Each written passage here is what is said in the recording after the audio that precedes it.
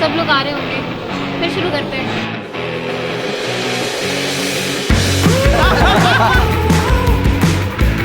एक दिन मैं मतलब जुकाम में थी, बहुत बीमार थी और सोचा नहीं था कि कुछ ऐसा काम की बात होने वाली है आज के दिन।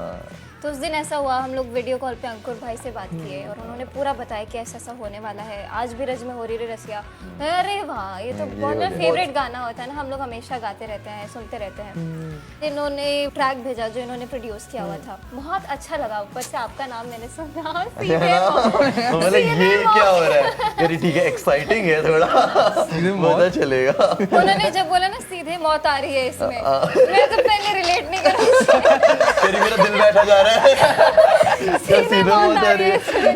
उन्होंने बोला नहीं, दो लड़के हैं जिनके ग्रुप का नाम है सीधे। बोले ओके, तब मैंने सर्च किया, अरे वाह, ये तो बड़ा खूबसूरत सा लग रहा है जब बन के रेडी होगा। पान ने बोला ब्रो ये चेकआउट करना है, हमने कुछ नया किया, एक बार सुनो ऐसा, and he plays it the outro, जो आउटरो में आपने वो दिया।